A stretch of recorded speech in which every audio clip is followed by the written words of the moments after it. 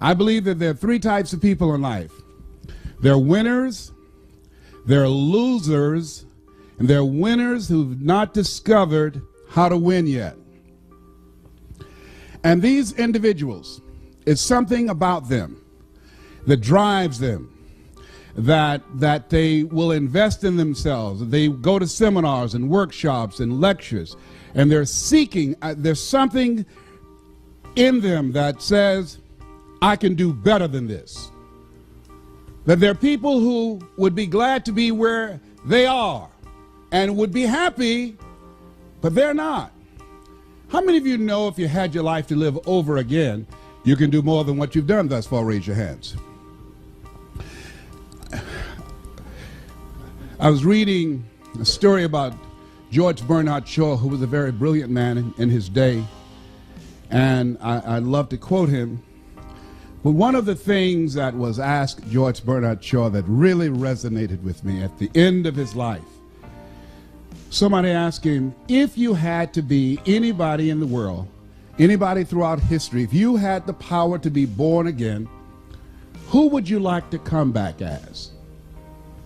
And without blinking, he said, I'd like to be born as the man I never was. I like to be the man I never was, that I never became. Seeking to connect with that person. There's another person here that you're looking at. There's somebody else back there. And every chair in this place, there are two people in this place in every chair. You're in the chair with somebody else. There's another person back there. You know they're back there. And that person is the person that you want to become connected with. And sometimes you do. Sometimes you've had some experiences where you said, I can't believe I'm doing this. How many have ever done that, please? That you surprise yourself. Well, every time I speak, I see this as such a sacred opportunity. And I'm so happy. Sometimes I think I'm dreaming, because when I look back on my life, and this Les Brown that you see was in bondage for so many years, didn't come out till late in my life. I had him under arrest. I was in bondage with fear. I wanted to do what I'm doing. And I thought about things I wanted to accomplish, and I held myself back because I was afraid to fail. I was afraid to make mistakes. I was afraid that I would embarrass myself. I was intimidated by people who had college degrees because I didn't have a college degree. I still don't have a college degree. And so I would think about the things I wanted to do, and then I would start thinking about the fact, Les, you can't do that. So that's what I told this guy in me. Les, you can't do that. You don't have a college education. Les, I hear what you're saying, but come on, be logical, be practical. You can't do that. I know you feel good going to see Zig Ziglar and Tony Robbins and the late Dr. Norman Vincent Peale and Robert Schuller. I know they motivate you and inspire you, but get real. You can't do that. You never worked for any major corporation. Come on, let's be practical, be logical. Oh yes, I know people told you have a gift of gab and you have a nice personality and you're funny and you make people feel good and you make them laugh, but you become a speaker, speak for corporations, train and teach people and motivate people to do something you've never done. You're not rich, you're not successful, you don't have any books, you don't have the resources, you don't know the people, you don't have the contacts. You can't do that, Les Brown. See, my heart said I can do that. And I looked at my dream and saw someone doing what I love to do. I love to help people. How many love to help people? And my heart said, I can do that. And then I made a critical mistake. I asked how. The mind became operative. The mind came up front and said, Les Brown, I heard what your heart said, but I want to ask you, how will you do that? And so I went from my heart to my mind, and I tried to figure it out. How would I do that? At that time, I wanted to earn $1,000 an hour. My mind said, do you make $1,000 a week? I said, no. Okay.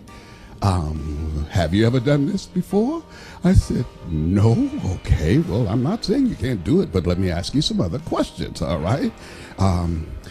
Have you any contacts with anybody that can teach you how to do this? No. Okay, well, maybe there's something else. Do you have the money? No. Do you have the credentials? No. Will anybody stand up for you and say, oh, he's done it for me and I know he's good? No. Well, let me ask you, do you really think you can do this? No. There's an African proverb that says, if there's no enemy within, the enemy outside can do you no harm. How many of you ever thought about something you wanted to do? You felt it in your heart. You couldn't explain it. You felt it in your heart. And you talked yourself out of it. Raise your hand if you know what I'm talking about. I talked myself out of it. No one did it to me but me. The forte of fruiters is not in our stars, but in ourselves, that we are underlings. My first major goal was I wanted to buy my mother a home. And I achieved that. I'm adopted. I feel like Abraham Lincoln, who said, all that I am and all that I ever hope to be, I owe to my mother. Saw a sign once that said, God took me out of my biological mother's womb and placed me in the heart of my adopted mother. My mama was a good woman. She adopted 7 children. Mama only had a 3rd grade education, but I admired her character. I admired her personality. She never met strangers. Mama met you right now. She would talk your head off. You know, she was a funny woman. She always had a sense of humor. Mama walked fast. We walked with Mama downtown. We had to hold her dress. Mama would walk fast. We trying to keep up with Mama. Years later, at the end of her life, she was 89 and suffering from breast cancer. We took her to a furniture warehouse, and she got out of the car with my sister, and she was holding my arm, and I said, Mama, I said, they have a wheelchair here. Can I get this wheelchair for you? And I went and got the wheelchair, and she looked at me, she said, no, boy, I would walk this place myself. I said, Mama, but it's so huge, Mama. I'll roll you in the wheelchair. She said, I'm fine.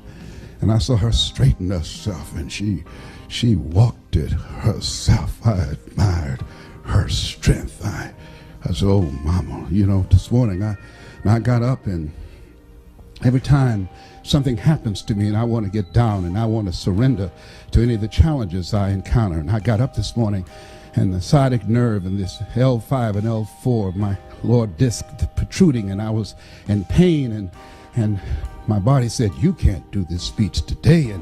And somebody said, are you going to surrender to this pain, or are you Mamie's boy? Get up and straighten your back. You can do that speech. You can walk that flow yourself. When you start walking, you won't feel anything but her presence with you.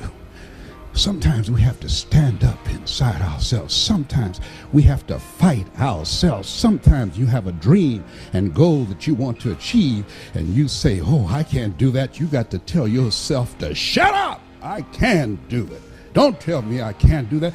Sometimes you got to talk to yourself. I can do it. I'm Mamie's boy. Oh, I can do this. Oh, I will do it. I have got to do this. What you think about your dream? And I want you to increase your dream dramatically. I said you have something special. I'm telling you what I know. You have greatness in you. You have the ability to do more than you can ever begin to imagine. I don't even know you, but I'm telling you what I know from my own experience. And greatness, ladies and gentlemen, greatness, it's a choice. It's not your destiny. Most people never discover their greatness.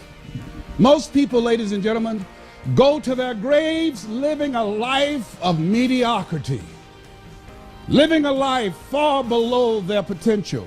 Oliver Wendell Holmes said most men and women go to their graves with their music still in them. A friend of mine, Dwight Pleasure, was eulogizing his brother in Chicago, and I attended the funeral.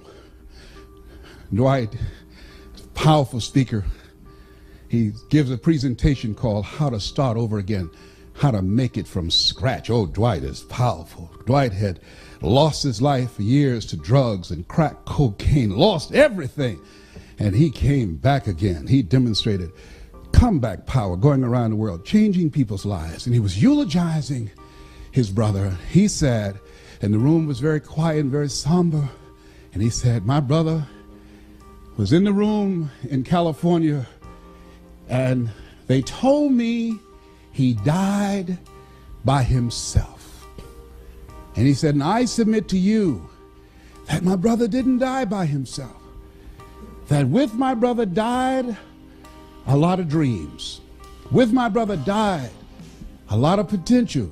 My brother had a lot of good ideas.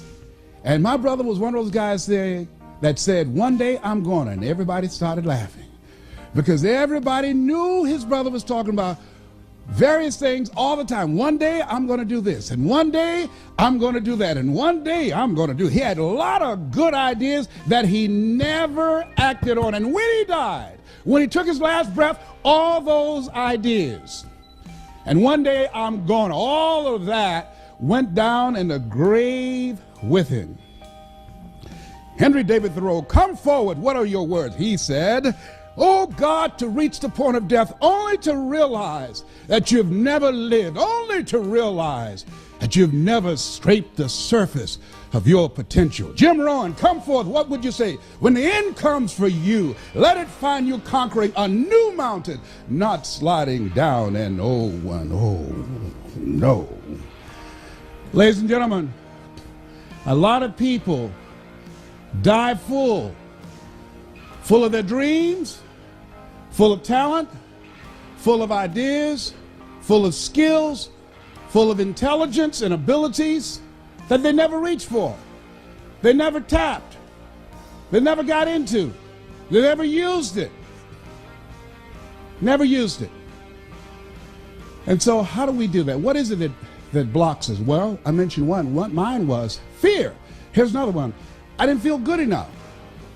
I was comparing myself to other people. I didn't feel, because I didn't have a college education, and based upon my failures and disappointments in the past and things that I'd attempted to do and they did not work out, I built a very practical, realistic, logical case on why I couldn't have my dream. And so I want whatever dream you have, I want you to expand it, I want you to increase it, and I want to warn you, don't ask yourself how you're going to do it. How is none of your business. Don't get trapped there. And don't worry about failing. You're going to fail. You're going to make some mistakes. You're going to look stupid. Why? It's called life. Write this down. Make it okay to fail. Goethe says, that which does not kill you will make you stronger. See, well, I found that, as the saying goes, most people fail in life not because they aim too high and miss. Most people fail in life because they aim too low and hit.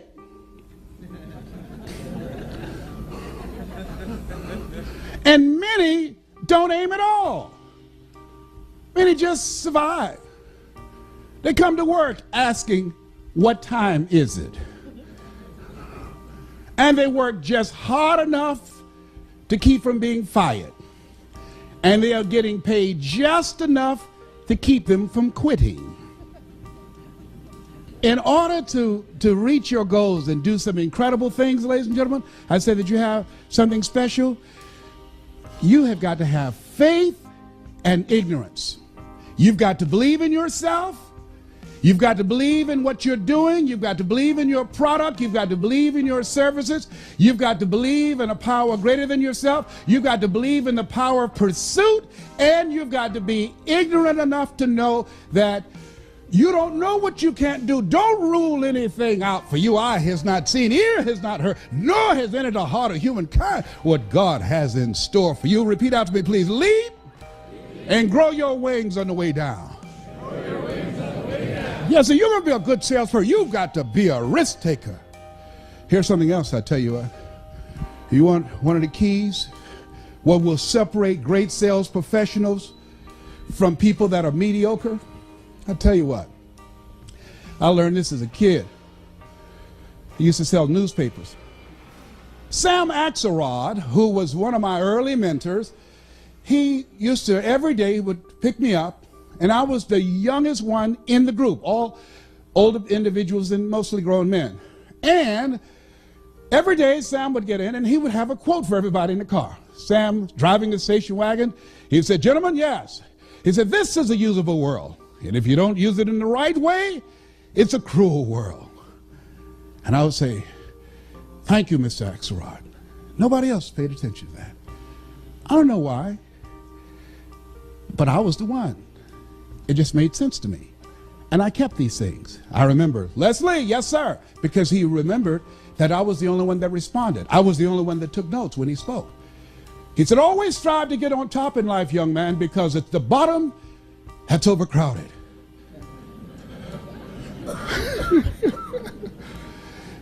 Yes, sir. Thank you, Miss Axelrod. But he was baffled by me because he couldn't understand how that adults who were 10, 15 years older than I was, had more experience, how was it that I was selling circles around them? I didn't have the experience. They were more mature. How did this little young kid come there and outsell them? 2-to-1 in many cases. He couldn't understand. When at the evening of the close of the day, he would look around and do a head count. Say, "Wait a minute, somebody's missing." And everybody said, "You know who it is, that Leslie guy." "Leslie!" "Yes, sir." "Hey, come on, nobody sold anything. It's dead territory." "Oh, I can't come now, Sam. Why?" "I haven't sold anything." "Leslie, no one sold anything. You guys sold anything?" "No, sir." "Some of the territories are dead, Leslie." "Sam?" "Yes, sir." I can't come. Why?" "I haven't sold anything." "Leslie, no one sold anything." "That's them, Sam." I'll get home all right.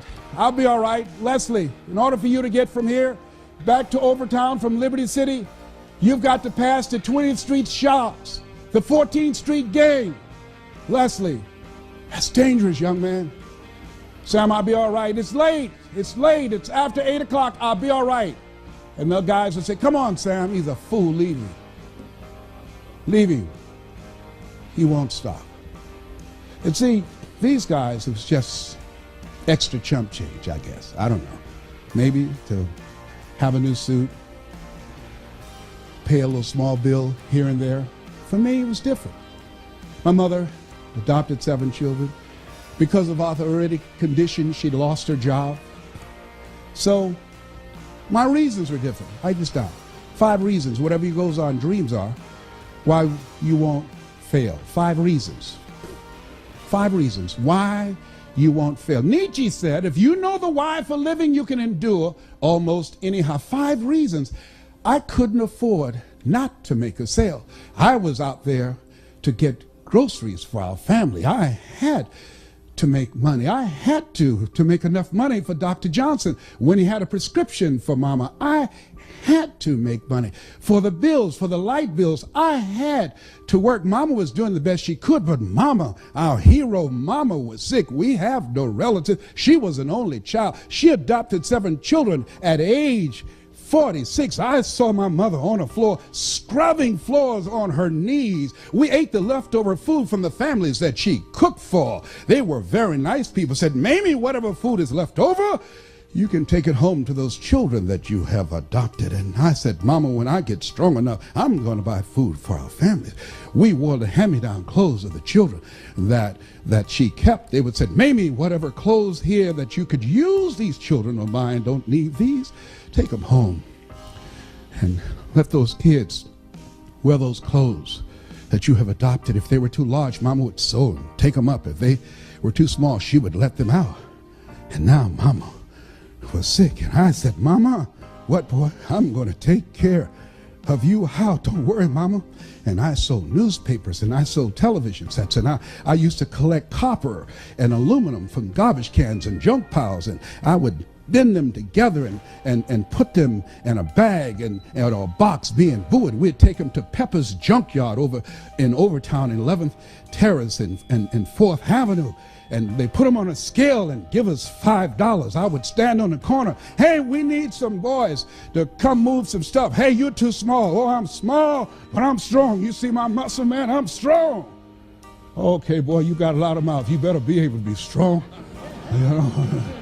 And I'll be grunting stuff and carrying stuff. You know, I was determined I wasn't going to steal. That was not an option. Mama worked too hard. I promised my mama, I'll never get in trouble. I'm going to do the right thing. Mama, I'm so proud of you, and I'm so glad that you decided to adopt us. I love you so much. I'm going to take care of you, Mama. I'm going to work hard just like you. Just like, isn't it interesting how kids can be in the same family, raised by the same parents, same circumstances, end up dramatically different? What is that? Remember I said that you have something special? I believe that people go to seminars and workshops, they have that's something. I don't know what it is.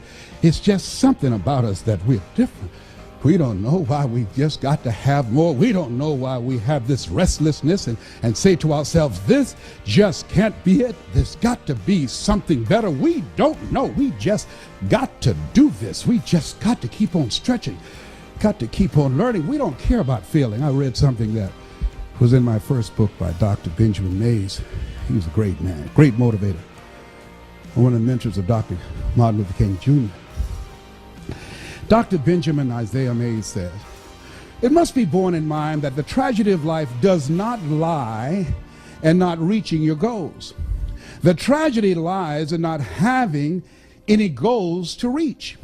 It isn't a calamity to die with dreams unfulfilled, but it is a calamity not to dream.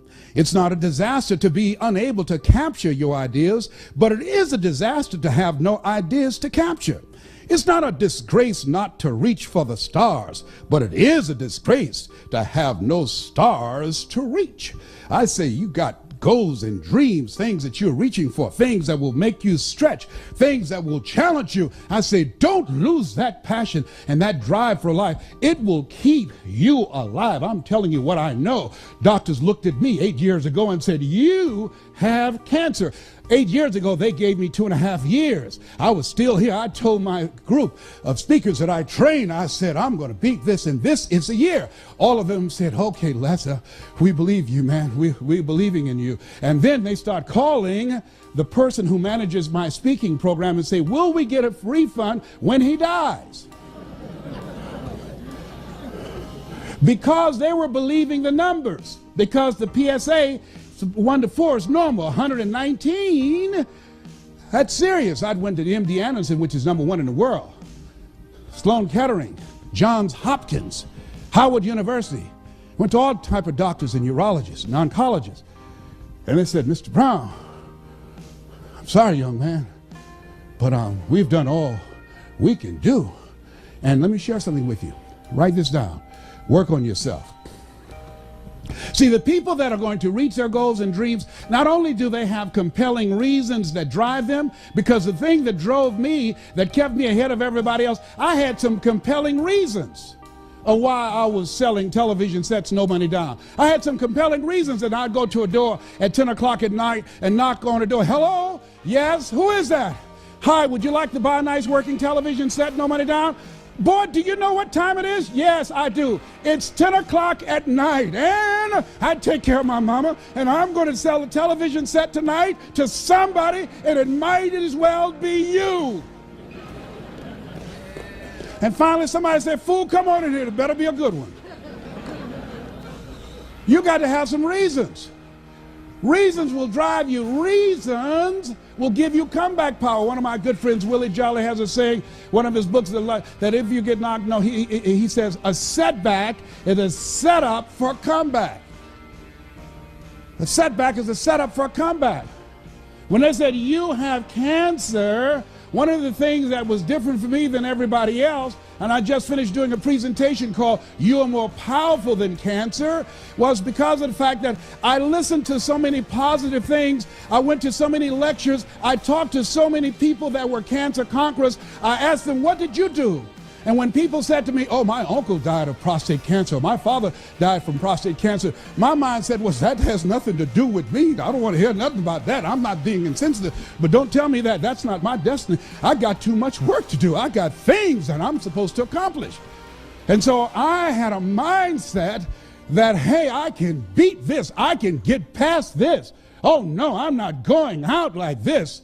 So you got to stand up in yourself. You got to fight. You will have opposition. Things going to happen to you in life. It's called life, and it's not personal. Stuff's going to happen. And if you make it to the 40-yard line, if you can make it to age 40, between 40 and 60, it begins to intensify. All kind of things happen. Between 40 and 60, my mother was diagnosed with breast cancer and finally died. Between 40 and 60, I was diagnosed with prostate cancer. Between 40 and 60, I went through a divorce from someone that I love very much. Between 40 and 60, my best friend died waiting on a liver transplant. Between 40 and 60, had a nationally syndicated talk show, highest rated, fastest canceled talk show in the history of television. Between 40 and 60, oh, life put a whooping on me. My God, how many of y'all had yours already? Tell how many of you know what I'm talking about? It ain't personal. Don't say, why did this have to happen to me? Why not you? Who would you suggest? It's called life. And here's what the key to it, that you have to work on yourself. I read every book I could on how to heal yourself. I listened to every speech. I talked to people. I went to lectures. I mean, everything dealing with healing, I fed my mind. Same thing in sales. Focus on your mind. When your sales drop, focus on your mind, not your techniques, not your strategy, not your clothes. Focus on your mind. What you do, what you accomplish, what you're able to sell is a direct relationship to what you believe and the story that you're playing in your head. That's what blocks you as sales professionals. I'm telling you what I know. I'm telling you what I've earned millions of dollars doing. I'm telling you what got me from being born in an abandoned building on a floor and being labeled educable mentally retarded, put back from 5th grade to the 4th grade, failing in the 8th grade, and being able to give a lecture at St. Albert Hall in London, England, or speaking at Harvard University. I'm telling you what got me here, what brought me to the party, to speak in the Georgia Dome to over 80,000 people, was my belief and the story in my head. The story used to be, I couldn't do that. But by listening to lectures over and over again, faith comes by hearing and hearing and hearing, by reading and feeding my mind. Language is the software of the mind. How many of you, since I've been speaking to you, your energy level is higher? Raise your hands, please. Yes. How many of you can feel me in your heart? Raise your hands, please. Yeah.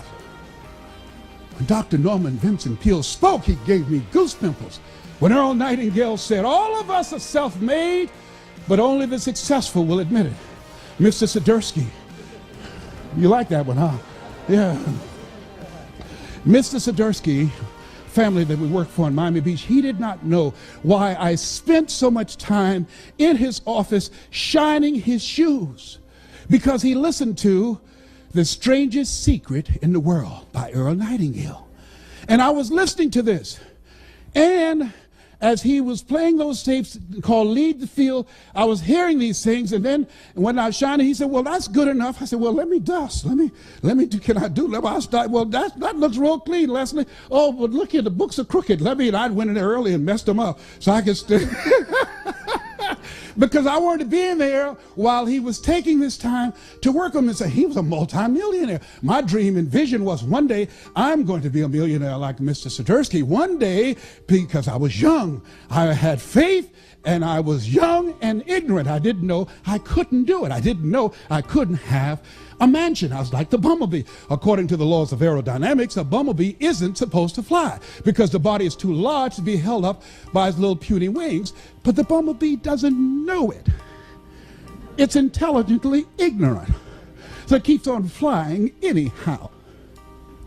You have to write this down, something positive every day for an hour. You have to put yourself, and you've got those 5 P's, in a personal development regimen. Take an hour every day. I do it even now. I take 2 because my goals are higher. Every day, read at least a chapter, something positive every day. Listen to a motivational message every day. Language is the software of the mind. Why? Because it will change the story that's in your head. See, what we do, what we accomplish, is a result, as I said earlier, of what we believe and the story that's in our head. See, most people go so far and then they park. They stop.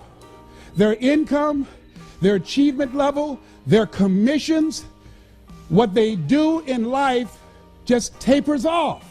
They park because the story in their head is, this is it. It's not conscious. Guess what?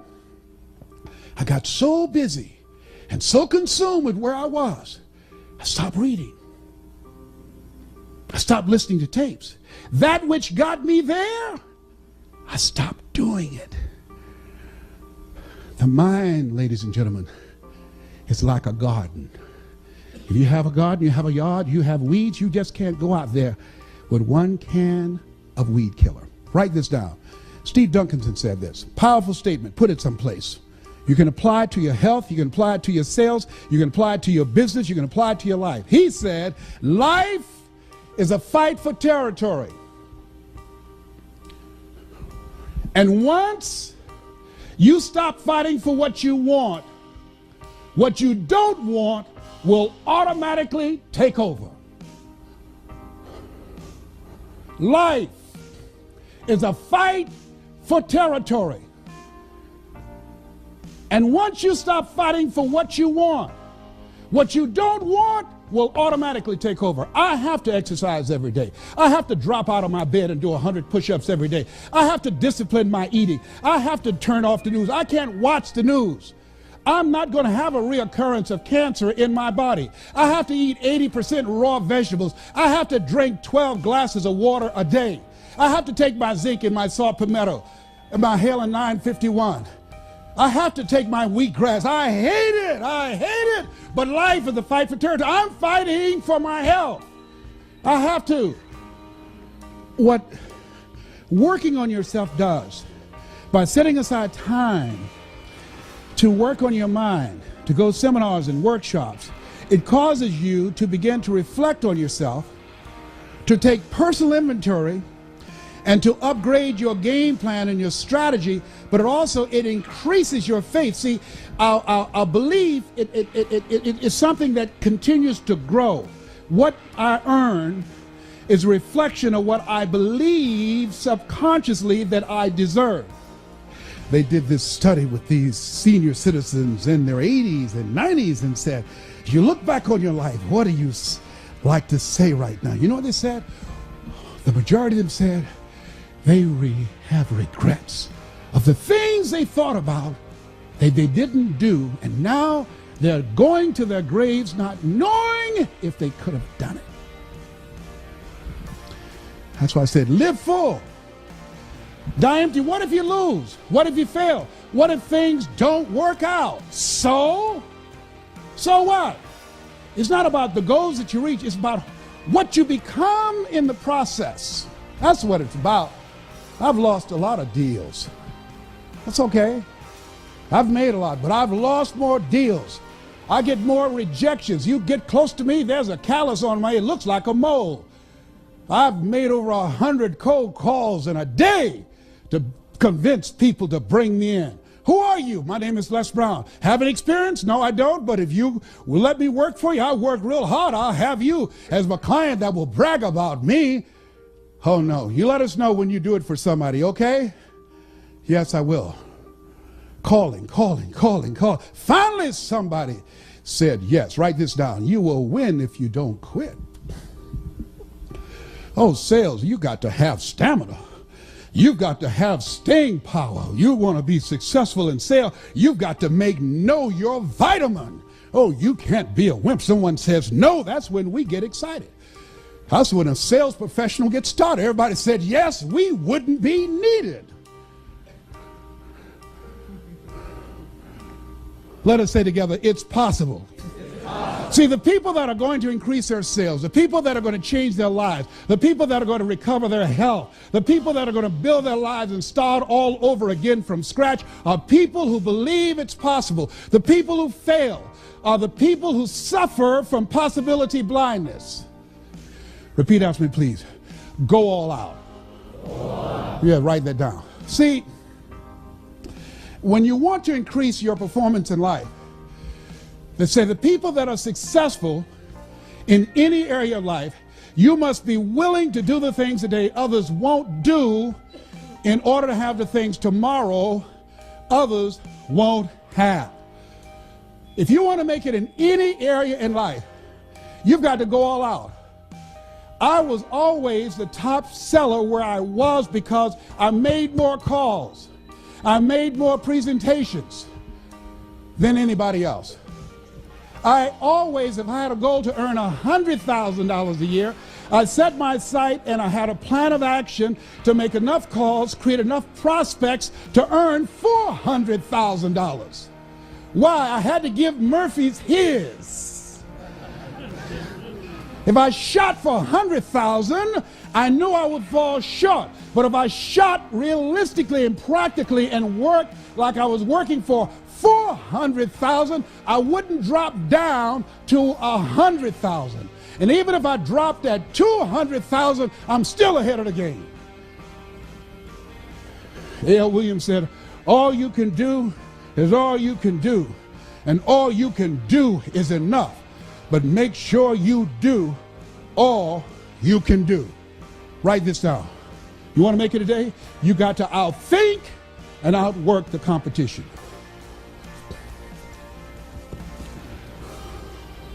Outthink and outwork them.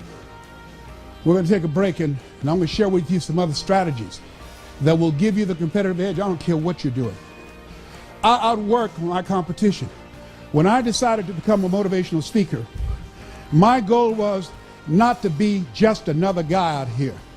I trained speakers. And I say, let me tell you what has governed the industry. The Dale Carnegie course, which is a great course. Tell them what you're going to tell them. Tell them and tell them what you told them. I said, you want to be successful in speaking or anything else? I said, listen to me. My favorite book says, and all thy getting, get understanding. You want to be successful in any business and any sales, first thing you want to do is know your customer. I tell people, spend more time listening to them, asking questions, finding out what they need. Don't go in running your mouth. Some people talk their way in and talk their way out. Have you seen them do it? Raise your hand. Find out who they are. Find out what do they want. Ask questions. Give a presentation from their point of view, not from your point of view.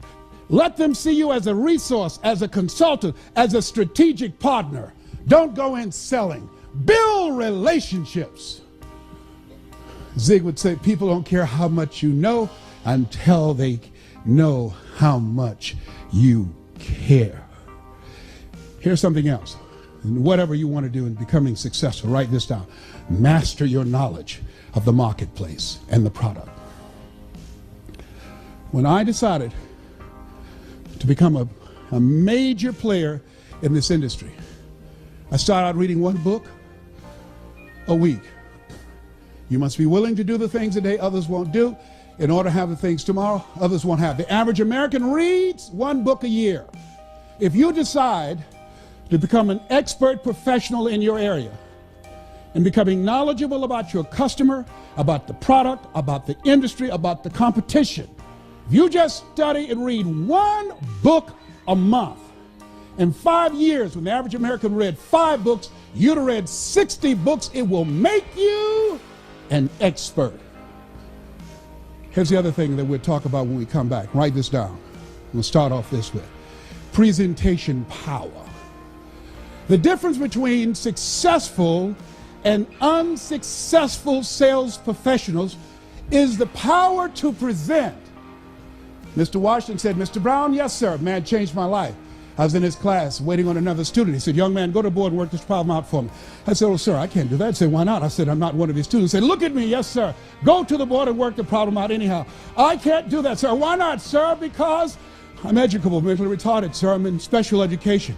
And as the students erupted in laughter, he came from behind his desk. He looked at me. He said, don't you ever say that again. Someone's opinion of you does not have to become your reality.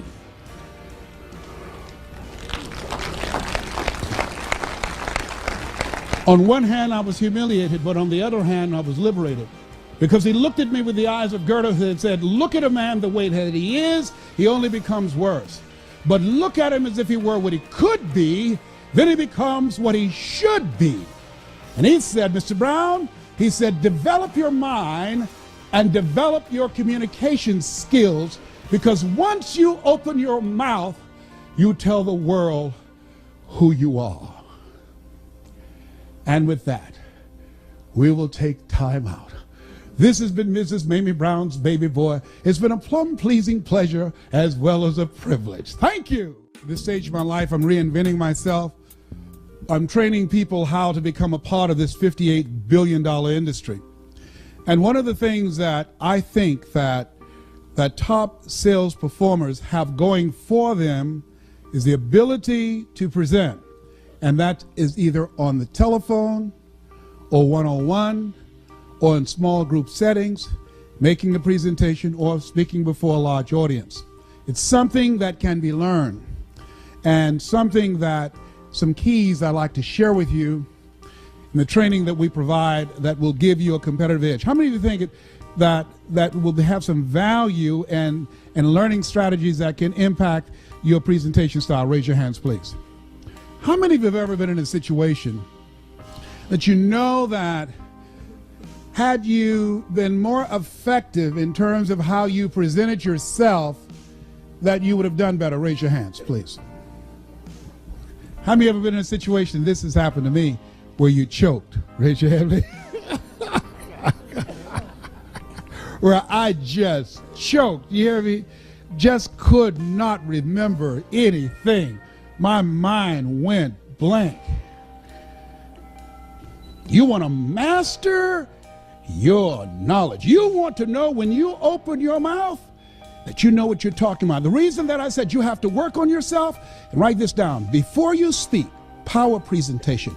Before you speak, see, a lot of people just worry about getting up and speaking and presenting. Before you speak, there's work you've got to do on you, because I don't care how good you are in your presentation, in your knowledge, how well organized it is. I don't care about your PowerPoint presentation. Who you are behind the words will be more powerful than the words you speak.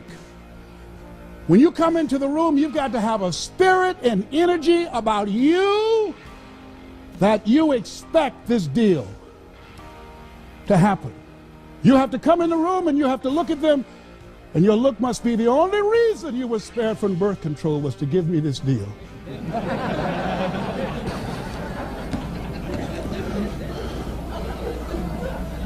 Before you speak, your body language, when you come in the room, watch your posture, your mindset. Before you speak, listen to positive motivational messages. Before you speak, read 10 to 15 pages of something positive. Why? It increases your energy.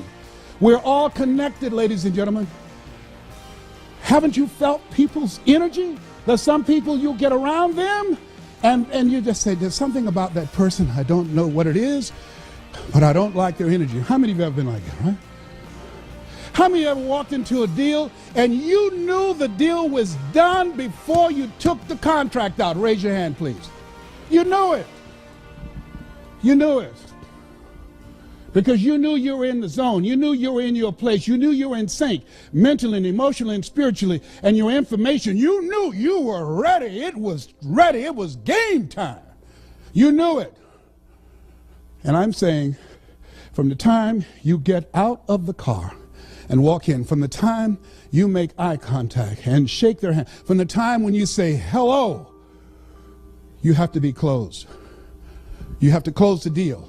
In your voice, your mindset must be, this is it. Stick a fork in it. It's done. You're not going anyplace else. This is it. One stop, one deal. It's mine. I do market takeaways against the brightest and the best. I don't care about the credentials. MBA, PhD only means pile high and deep. That's all. No disrespect. I don't care. I'm going to prepare. You're not going to outthink and outwork me. I'm going to know everything there is to know about my customer, about what their needs are. I like what this lady said, and she said, talking about the added value her company was providing for her customers. She said, it's not our intention to please our customers or to satisfy our customers. Our intention is to amaze them. When I decided to become a speaker, I noticed that you hear most of my heroes, they gave the same speech. It's a memorized script. They give it everywhere. I decided I was going to make myself different. What is different about you? You've got to have something that makes you stand out. When you are in a situation and people make decisions with their dollars, in a time when the economy is tight, in a time when budgets are tight, you don't have the option of not believing in yourself. If there's any doubt, is an ounce of doubt, and trust me, 99.5 won't get it. If there's any doubt, if you're intimidated by the competition, I charge more than 99% of the speakers. And they said, hey, you know, you charge too much. No, you just don't have enough money. I don't charge too much. You get, well, I've got a speaker that will come in for $15,000. I said, then get that. Then you get a $15,000 speaker and you get the results of whatever they produce. But when you want the best, you call me and I might be at the same level. Okay, no, we don't want anybody else. We want you. Very good. Then write the check. You have to believe in yourself. You have to believe in your product. You have to believe in your service. And you have to sell you every day. That's the biggest sale you have to make. The biggest sale, ladies and gentlemen, that I make every day that Les Brown, you can do this. The biggest sale I had to make when I left the doctor's office and they said, Mr. Brown, your PSA is still going up. The biggest sale I had to make as I was walking out of the office, I can beat this. I can beat this. It doesn't matter about what they say about their numbers. I'm not going to listen to that report. Oh, no, absolutely not. They are not God. They don't know the future. They don't know who I am. I've got to fight this at the cellular level. Oh, no. Other people have beat it, over 9 million. I can beat this. I'm stronger than cancer. If other people can do it, then it's possible that I can do it. It's not my time. Oh, no. They don't know who I am. Oh, I can make this sale. Absolutely. No, I don't have the credentials. No, I can't do a slide presentation. Can't even turn on a computer. I still have my 8-track. Oh, but I'm going to get this deal.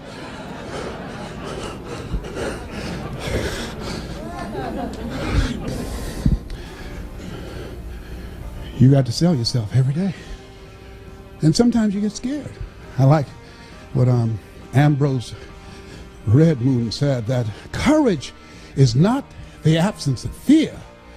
Courage is the judgment that what you want is more important than your fear. I used to be intimidated by people because they had more education, because they had more money, because they had credentials, because they had contacts, because they had four-color brochures, because they had books, and I didn't have all these things, because they had infomercials and they had television exposure, and I didn't have all those things. But the judgment that providing for my family was more important than my feeling inferior, more important than my fears. The judgment that I have to control my future. The judgment that I want to be able to take care of my mother, that when my mother becomes ill, I want to be in a position to do more and just pray for her. Oh no, whatever she needs medically, I will be able to write the check. The judgment that my children would have a choice to go to the college of their choice to give them a competitive edge in the future. The judgment that, oh no, one day I'm going to be able to have vacations. I will go to Paris. I'll go to Tahiti. I will go to Jamaica. I will go to Hawaii. The judgment, I have more time for myself. The judgment that I'm going to secure my grandchildren's future and my great-grandchildren. The judgment of those things that make life worth living was more important than my fear. What is it that will make it worth it for you to face the rejections? What is it that will make it worth it for you to brainstorm and not be intimidated and say, I can do this? What is it that will make it worth it for you to raise the bar on yourself and say, I got some more stuff in me. Oh, I haven't even gotten my biggest deal yet. What is it that will make it worth it for you to go back to a customer who slammed a door in your face? What is it that will make it worth it for you to know your vitamin, that you become empowered by it? What is it that will make it for you when you want to give up? You can't buy a sale, and things are working against you, and you get close to making your numbers, and then they double your quota. What is it? You've got a sales manager breathing down your neck. Don't give you the tools. Don't give you the resources that you need. You're working in a toxic environment, and rather than working together, they're working against you. What is it that will make it worth it for you to get out of the car when you want to keep driving past the office because of the stress? What is it that gives you the strength and the power? I got a saying on one of my tapes, and life knocks you down, try and land on your back, because if you can look up, you can get up. What is it that will help you get back up again? Can you feel me up it here, up it here? Come on, get over there, a round of applause. Come on now.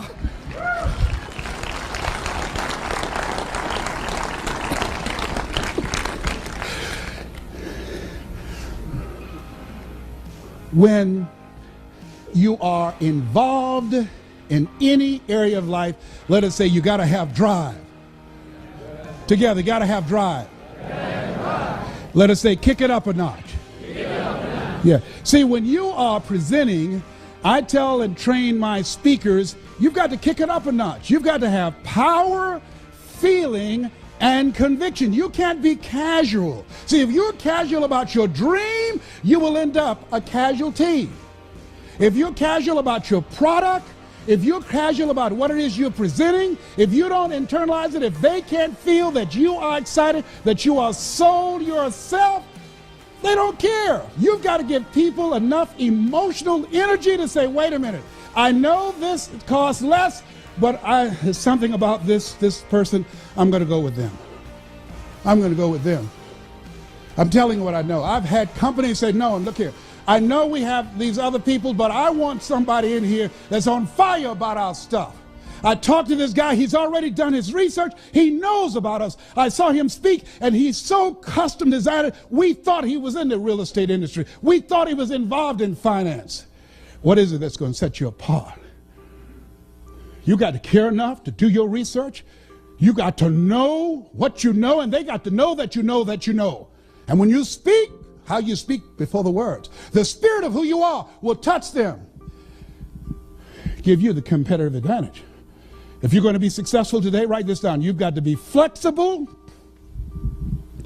You've got to be versatile. And you've got to be adaptable. You've got to deal with circumstances such as you find them. Why? Because a lot of stuff is going to be thrown at you. Many times you're not going to have time to prepare. Sometimes people come out of nowhere with stuff, and you've got to stand up inside of yourself and handle it. See, ladies and gentlemen, we've been blessed to be dropped off on this part of the planet. Because we have choices. Some people don't have choices. They don't have the option. I've been abroad where I stood in line waiting to cross the border singing, God Bless America. They called me to my room. Mr. Brown, did you call? Yes, I just turned on my shower and it didn't come on, and I tried to flush the toilet and it didn't flush. Oh, well, the water be back on at 5 o'clock. 5 o'clock? No problem, man. Oh, there is a problem. I want to flush the toilet. Oh, I don't want to sit up in here and smell that all day long. Oh, no, it ain't that kind of party. I want to take a shower. There's a problem up in here. Oh, no. We do this every day. We don't have enough water to have it running all day long. We take that for granted. For granted. I'm in a grocery store and hear this woman crying out on the other aisle. I go around thinking she fell or something, and she'd just been brought here from Russia, and she'd never seen so much food. And oh my God, and she turned to the lady that took her in the store and she said, "Yavas la blue, Yavas la blue." Means I love you. Thank you for bringing me here. I love you. Yavas la blue. Stuff we take for granted. Why is it that immigrants coming to this country can't speak the language and run circles around our children academically and have a 4 times greater chance of becoming millionaires than the average American? Why? Why? Because they are not casual about making it. They don't come here wanting to live their dreams. They expect to live their dreams. When you outswim sharks, or you sneak over here through some ship cargo, or in the belly of a plane, oh, let me tell you something. You come here running and have a passion to win, to do whatever is required. If we're going to maintain our dominance globally in this era that Peter Drucker calls the era of the 3 C's, accelerated change, overwhelming complexity, and tremendous competition, we've got to kick it up a notch. We've gotten too comfortable. Oh no, it's a different game now. We've gone from a domestic economy to a global economy. Oh no, we can be replaced in a heartbeat today. You either expand, as Robert Schuller says, or you are expendable. You've got to kick it up a notch. Oh, it will never be like it once was. Oh no, today, oh, that's not in my job description. It's not. Well, you better put it in there. You got to do more and do it faster and do it better. You got to kick it up a notch. It's a brand new day. See, if you ask most people, do you want more sales? Do you want more out of life? Do you want to earn more money? Do you want that home? Do you want to lose weight? See, want shows up in conversation. Expectation shows up in behavior, in choices, how you manage your time, how you manage your energy. It shows up in your intention. It's not lip service. So I know the people who expect to lose weight. Why? Because they know they've done as much as they could by themselves, and so they get a trainer, they get some help. They go to the gym, they have an exercise program, they get a nutritionist because they realize my best thinking has produced this body. I know people who want to earn more. How do you know that? When they realize what Einstein realized, the thinking that has brought me this far has created some problems that this thinking can't solve. As you look at yourself, look at your goals, one of the things that's very important that I've learned from people who are high achievers, they have coaches. Why? Why have I hired Mike Williams for the past 35 years? Because you can't see the picture when you're in the frame. Why is it that I got more out of my fitness program with a trainer than I did by myself? Because a trainer can pull more out of me than I can pull out of myself. People who have become top achievers never stop learning, and they have coaches. Michael Jordan had Phil Jackson. Muhammad Ali had Angelo Dundee. I don't care who the greats are. Somebody was in their corner, looking over their shoulders, helping them. Why? You can't see the fight when you're in it. Mike said, Les, you got to do this. Les, you got to do this. Les, you got to do this. And I had to be willing to listen. most people fail because they don't know that they don't know, and they think they know. In life, here's what I want you to do. Write this down, please. You got to trust that you're going to be all right. You have no evidence to support it. It doesn't make sense. You can't point anything to say, well, this is why. There's no logic in it. There's no way in which you can logically and practically and realistically support it and prove it. That's why you got to have faith and you got to have trust. Somehow, some way, you've got to have that you're going to come through. And I can tell you, some things will begin to happen that you will not even anticipate. The phone will begin to ring. Deals will come out of nowhere. Somebody will recommend you. Someone you talked to years ago and gave them a brochure and put it on the desk, and somebody in their office came in and picked up your card or picked up your brochure and called you out of the blue. I remember years ago, I read an interview by James Brown. At that time, he was recognized as the hardest working man in show business. And it was my senior year, 1963. In an interview, they asked him, what was your greatest performance? At that time, his number one song was Please, Please, Please, Please. They had a cape and put it on his back. Baby, please don't go. And he would throw the cape off and run back on stage. He'd do the James Brown stuff. And he said in that interview, when they asked him, what was your greatest performance? And he said, the last one. The last one. See, you're always in competition with yourself. I'm working on being the best presenter I have never been. You're working on being the best salesperson you've never been. You're working on being the best father, the best mother you've never been, the best entrepreneur you've never been. There's somebody else in you back there. And as you work toward becoming that person, who you are right now must die daily. You've got to kill that person off. You've got to be willing to give up who you've been for who you can become, to release what Elizabeth Browning called the imprisoned splendor. The road will come as you take each step. That you're going to go into uncharted territory. You're going to do what Henry David Thoreau said. Do not go where the path may lead, but go where there's no path and leave a trail. You're going to break records. You're going to do some things when you challenge yourself, when you work on yourself, because you don't get in life what you want, you get in life what you are.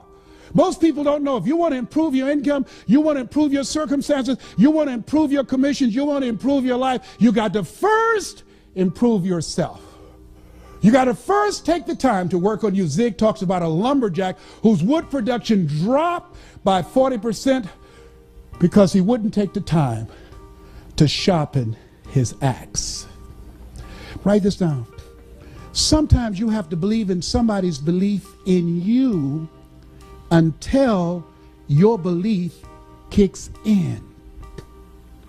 Sometimes you have to believe in somebody's belief in you until your belief kicks in. I want you to think about your best year earning, your best year of sales, your best year of accomplishment, your best year of achievement. Here's what I know about you, and I don't know you, but from people that I've worked with and from things that I've learned and in my own life example, here's what I know about you. Whatever you have done is only a tip of the iceberg of what's possible for you.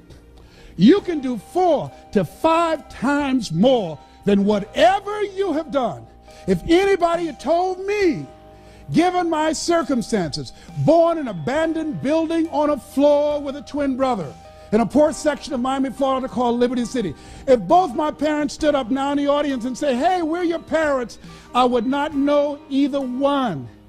Being adopted, labeled educable, mentally retarded, failing twice in school, if anybody had told me that in my future I would be speaking to you, in my future I would write books, in my future Even though I don't have a college education, I would produce 6 different specials for PBS and earn millions of dollars. In my future, I would have a nationally syndicated talk show. In my future, I would travel around the world and speak to over 80,000 people in the Georgia Dome. Nobody could have convinced me when I was working at Sears as a salesperson, when I was working for the Miami Sanitation Department as a garbage collector, making $8 an hour. No one could have looked at me when I was walking to empty their garbage and pushing that can forward and kicking it and getting up under it and moving it and straightening my back and walking with it to empty that stinking garbage in a truck with other men older than me and stronger than me. I did not know that this Les Brown that you see now existed. I didn't know. I didn't know. I'm still working. I know there's something else back here. I feel that there's something bigger for my life. And I feel that at this stage of my life, only certain kind of people come see me. People that show up because we're cut from the same cloth, we're branches of the same tree. People who feel me in their heart. People who are strange people like me. You're strange. That's why you're here. You're different. You're different. Mr. Washington, Mr. Brown, yes, sir. You want to be successful? Yes, sir. Don't follow what other people do. I feel like a stranger when I have family reunions with my family. When I go to my reunions with my classmates, they talk about retirement. Life is about change. Human beings were built for change. Animals can't change.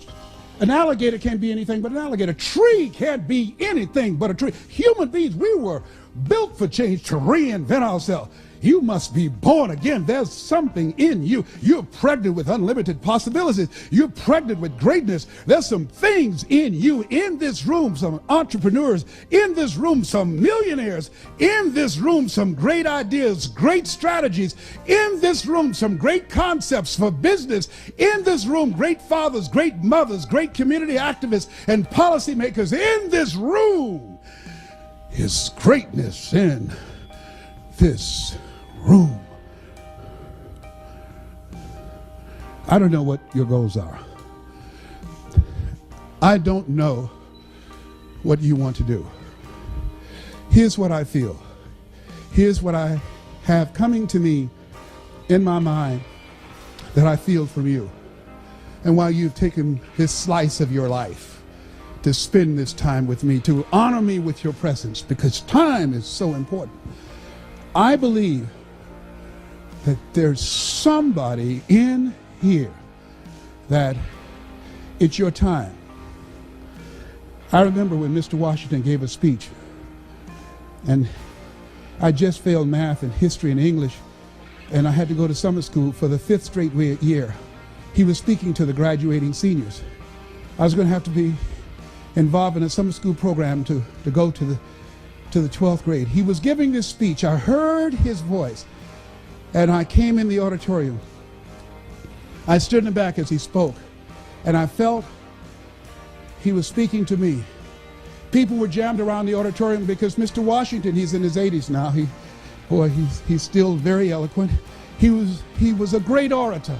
And as he spoke, he said, I was brought here from Brighton, Florida. And I believe when I was brought here, I came to develop greatness. You have greatness within you. You have the ability to do more than what you can ever begin to imagine. And as you graduate from Booker T. Washington High School, if you leave here with a sense of greatness, it's just one of you have that vision of yourself, then Mr. Charles L. Williams, your principal, and the school board and all the people that were involved in recruiting me to bring me here, their efforts would not have been in vain. If just one of you have the vision, a larger vision of yourself, doing more, impacting people's lives, changing the course of history, creating a brighter tomorrow, that my being brought here would not have been in vain. And they gave him a rousing standing ovation. And as he left and went down the auditorium steps, I followed him. And I said, Mr. Washington. He said, yes. I said, do you remember me, sir? He said, no. I said, my mother, Mrs. Mamie Brown, she works in the cafeteria now. She got started. She's the one that fixed the great sweet potato pies that everybody talk about. I'm the twin, Leslie. Remember I was in your class waiting on MacArthur Stevens and you told me to do something. I told you couldn't do it. And I told you I was in special education. I was educable, mentally retarded. And you said to me, somebody's opinion of me does not have to become my reality. He said, yes. I wrote that down, sir. I see that every day when I get up. It's on my bathroom window, sir. On my mirror in my bathroom. I repeat that to myself. It doesn't bother me anymore that people call me DT, the dumb twin. He said, I'm glad to hear that, Mr. Brown. I said, sir? He said, yes. You said that if anybody, just one person in there got a larger vision of themselves, that your being brought here would not have been in vain. He said, yes. Well, sir, I'm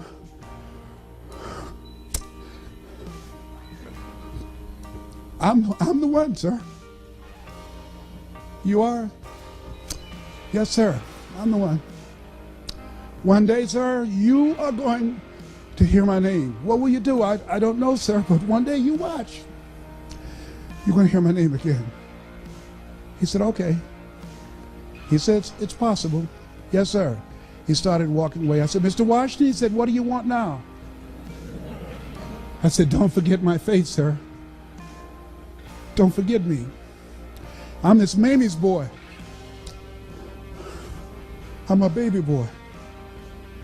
People told her she should take me back to the welfare department, but my mama kept me anyhow. I'm the one. He said, okay. He started walking away. I said, don't forget. Don't you forget here. And he didn't even bother answering. He just kept walking. Years later, I produced a special many years ago on PBS called You Deserve in Detroit. And I called friends and had them to call him to tell him to turn on public television when they're doing their fundraising. And when the announcer came on and said, ladies and gentlemen, You Deserve with Les Brown, he was in the kitchen and he came out and he saw me come up on the screen. He said, Edith, look, it's the dumb twin, look.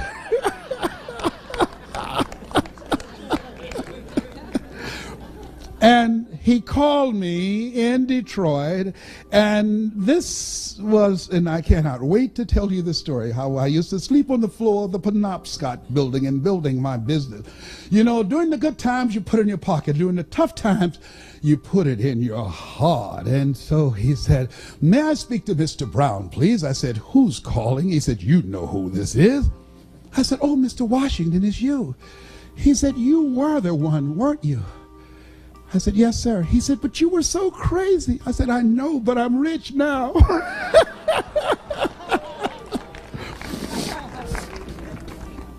I don't know what your goals are. I'd like to leave this with you. You have greatness within you. You have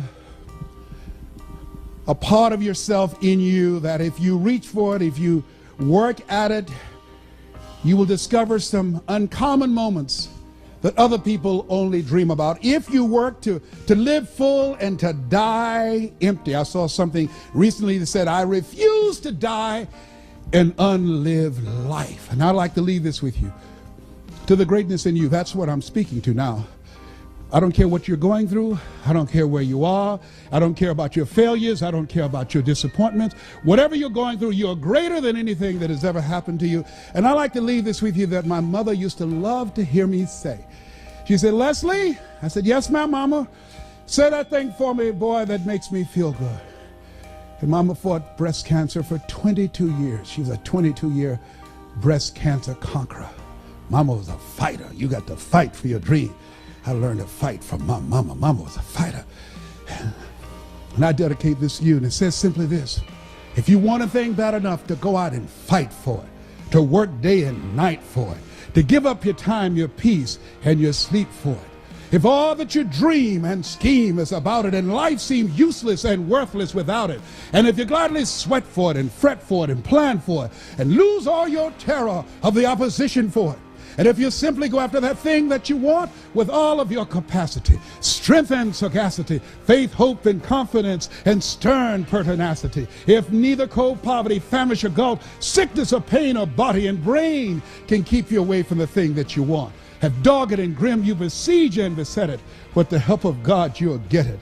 This has been Mrs. Mamie Brown's Baby Boy. God bless you, God bless your dream, and God bless America. Thank you very much.